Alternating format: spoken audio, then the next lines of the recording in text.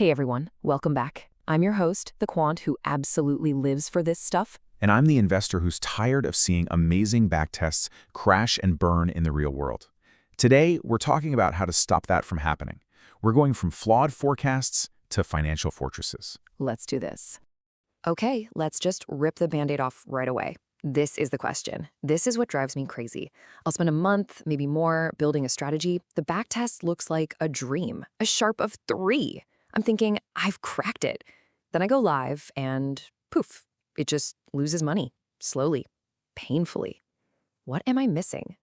That, my friend, is the question that separates people who make money from people who make pretty charts. And today, we're going to give you the answers. We're going to break down why backtests lie, how to size your bets like a pro, and then we'll get into the really powerful stuff, the weapons the pros use to build strategies that actually work. Here's our roadmap. You know, the physicist Richard Feynman famously said, "The first principle is that you must not fool yourself, and you are the easiest person to fool." And in finance, the most convincing, the most seductive liar is a gorgeous backtest. It's based on history, so it feels true, but it's almost always an illusion. Okay, brace yourself. This chart is terrifying. It basically shows that if you run enough tests, if you just keep torturing the data, you are mathematically guaranteed to find a strategy with a high Sharpe ratio, not because you have any skill, but just by random chance. The more you search, the smarter you look, even if your actual edge is 0. Wait, what? My mind is actually blown. So you're saying I wasn't a genius, I was just really good at hitting the run button over and over again? That's exactly it.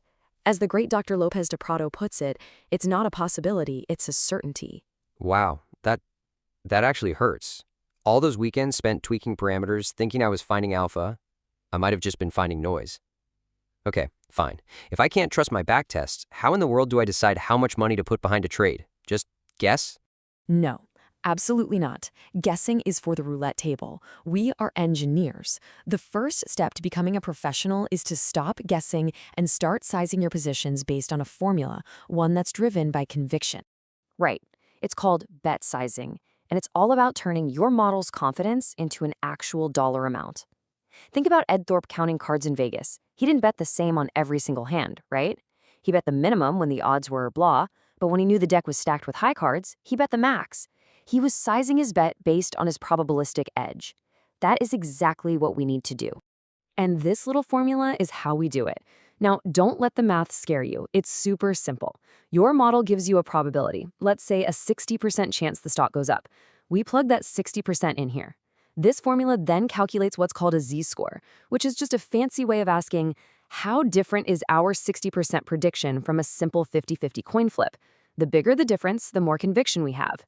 And then we take that z-score and we map it onto this, look at this beautiful S-curve. It's called a sigmoid function. And it's so elegant. See how it works? If your conviction is super low, like barely better than a coin flip, you're way down here near the flat part. You bet almost nothing. But as your model gets more and more certain, you climb up that steep part of the curve, and your bet size grows exponentially towards the maximum. It's a dynamic, conviction-driven throttle. Okay, that makes sense. But hold on. Does this mean my algorithm is going to be firing off a million tiny trades every time the probability wiggles from 55.1% to 55.2%? My transaction costs would eat me alive. That is an excellent practical question. And you're right. In a perfect world, yes. But in the real world, no way. We do something called discretizing. We turn that perfectly smooth curve into a series of steps. Your bet size only changes when your conviction crosses a meaningful threshold.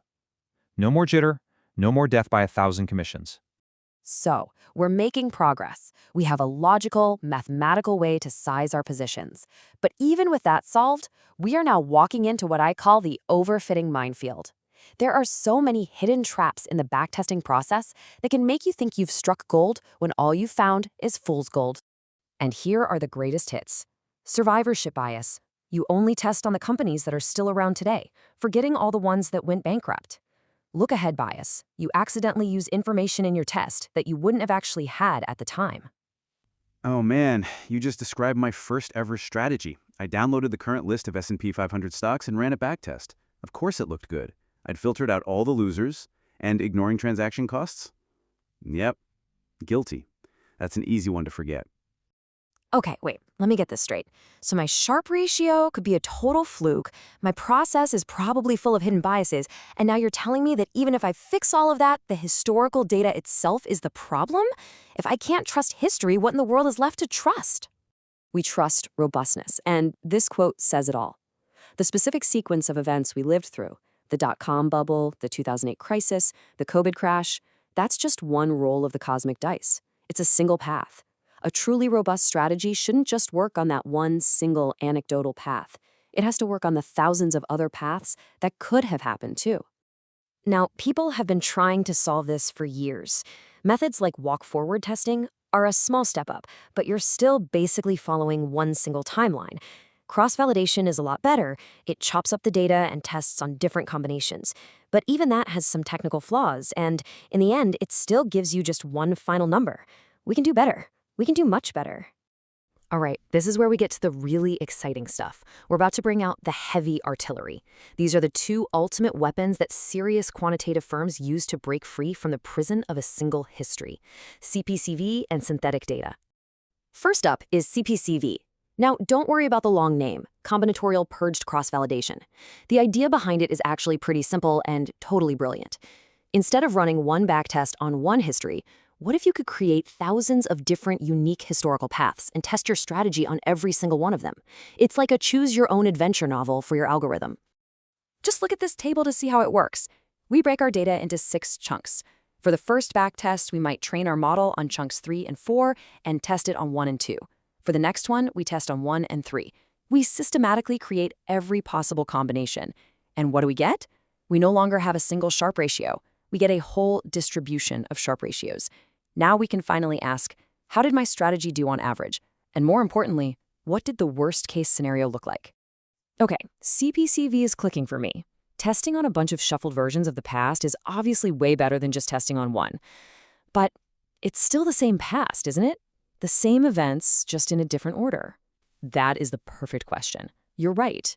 No matter how much we shuffle, we're still just rearranging the furniture in the same old room.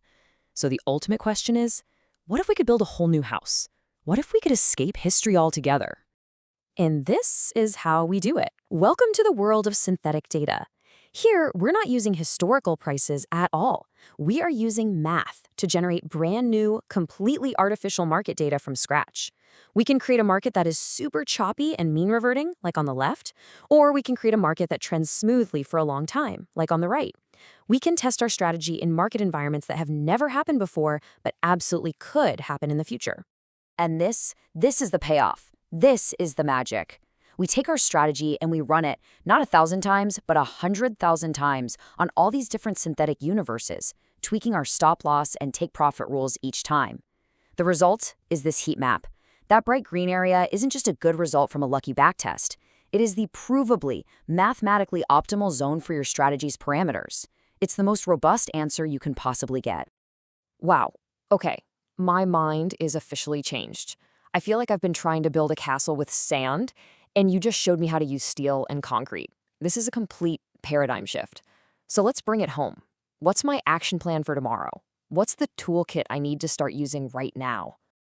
Here it is, your toolkit for 2026 and beyond. Number 1, stop guessing. Size your bets with conviction using a probability-driven formula. Number 2, ditch the single backtest. Stress test your strategy with CPCV to see how it performs across dozens of alternative histories. And number 3, to truly find the best parameters for your rules, escape history. Use synthetic data to find the optimal solution across all possible market conditions. This is the difference. This is how you move from guessing and storytelling to actual, rigorous financial engineering. You build strategies that are robust by design, not just by luck. So it's not about finding a good backtest.